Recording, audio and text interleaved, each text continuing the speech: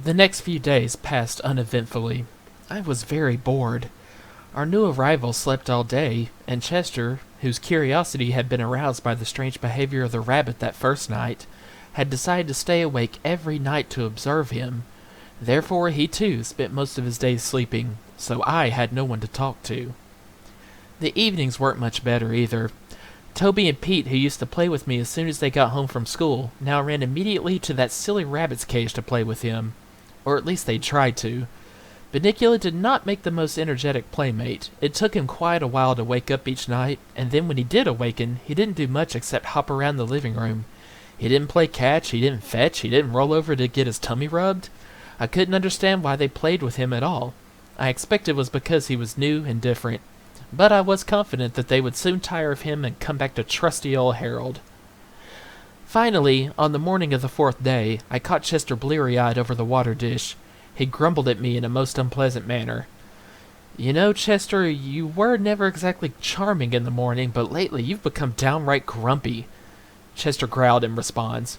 "What are you doing this for, anyway? I mean, what are you looking for? He's just a cute little bunny." "Ah, cute little bunny!" Chester was amazed at my character analysis. "That's what you think. He's a danger to this household and everyone in it." "Oh, Chester," I said with an indulgent smile, "I think your reading has gone to your head." "It's just because I do read that I know what I'm talking about." "Well, what are you talking about? I still don't understand."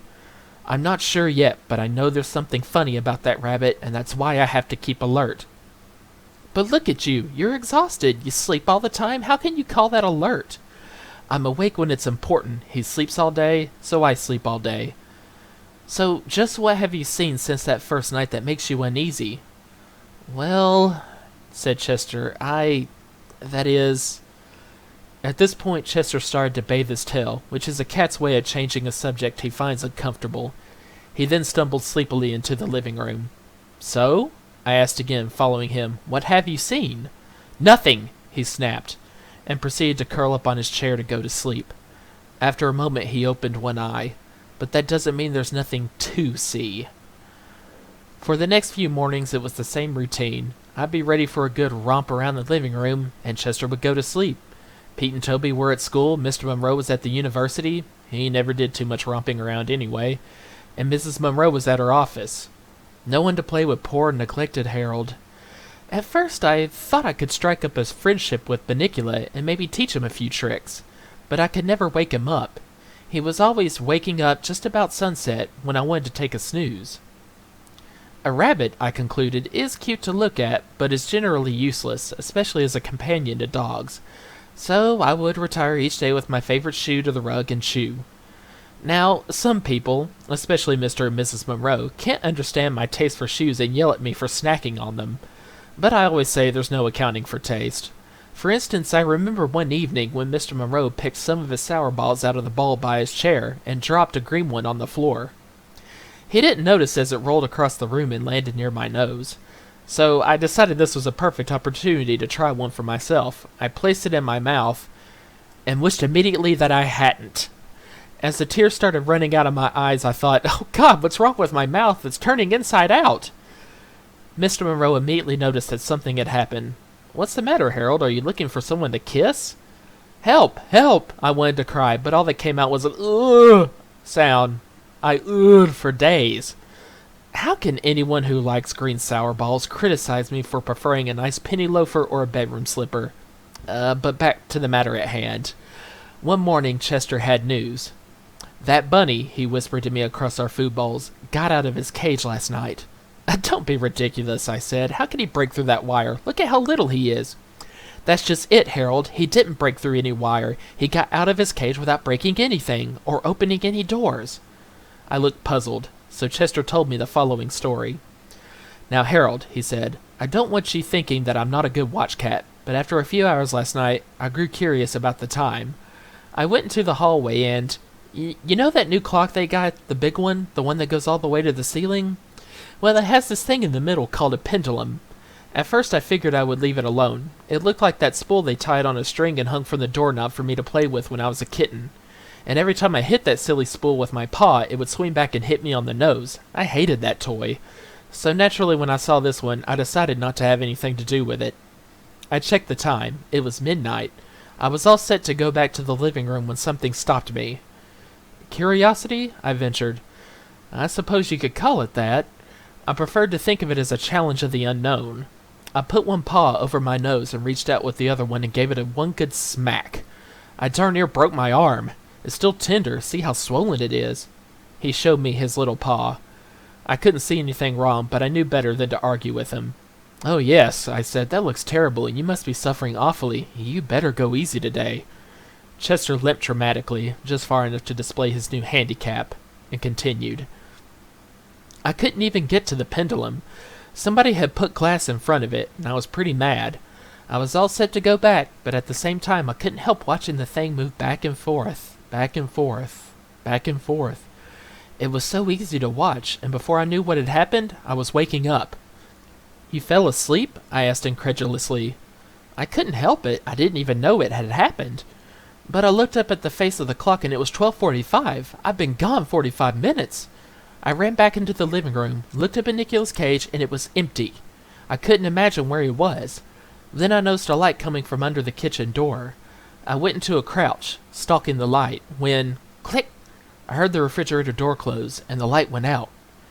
Well, it must have been Mr. Monroe having his midnight snack, I suggested. No, that's what I thought. I jumped on my chair, curled up real quick, and kept one eye open, pretending to be asleep. Slowly, the door to the kitchen squeaked open. This little head poked out from around the corner and looked to either side to see if the coast was clear. And then, guess who came bouncing out all by himself with that idiotic grin of his plastered all over his face? Well, I guess it wasn't Mr. Monroe, I said. Not unless he wears bunny pajamas and gets very tiny at night. Bunnicula, huh? You got it.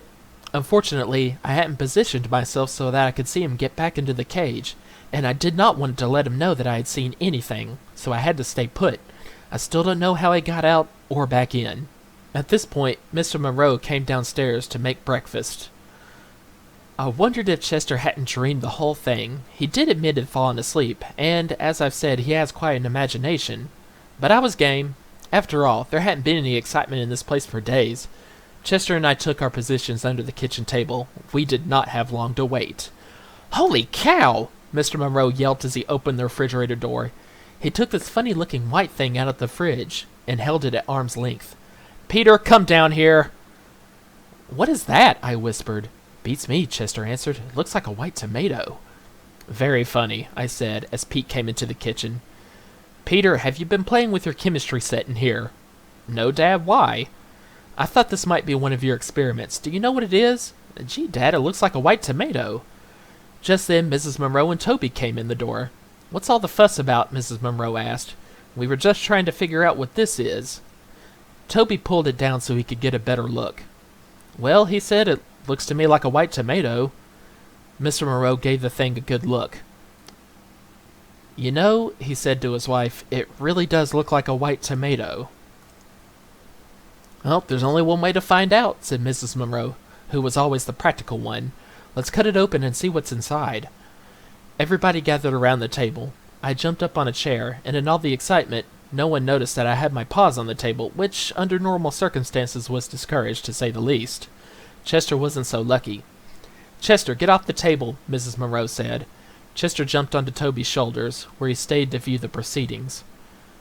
Mrs. Monroe took her sharpest knife and cut cleanly through the thing. It fell into two halves. It's a tomato, all right, said Mrs. Monroe. Here are the seeds. But it's all white, Toby observed. And look, said Pete, it's dry. So it is, Mr. Monroe said as he picked up one of the halves. There's no juice at all. Well, Anne, what do you think? It's gone bad, I guess, though I've never heard of a tomato turning white before. Come on, she said, clearing the table. Let's throw it out and have breakfast. And Harold, get your paws off the table. Rats. Chester jumped down from Toby's shoulders and motioned for me to follow him into the living room. This had better be important, I said. They're cooking bacon. A white tomato. Very significant, Chester murmured. So it's a white tomato, I said, edging my way back to the kitchen door. What does that have to do with Bunnicula? I can tell you one thing, Chester said. I got a good look at the tomato. There were very suspicious marks on the skin. So? I believe they're teeth marks. So? So tonight, I'm going to reread a book I read last year. How fascinating. I said as the aroma of frying bacon wafted across my nostrils. And what book might that be? The Mark of the Vampire. What? I stopped dead in my tracks. Meet me tonight after the others have gone to sleep. You better take a nap today so you can stay awake. Chester closed his eyes. I shifted my look to Bunnicula, who seemed to be asleep in this cage. A tiny smile sat upon his lips. A happy dream? I wondered, or something else. My reverie was broken by the sound of crunching bacon. I was in the kitchen in a flash.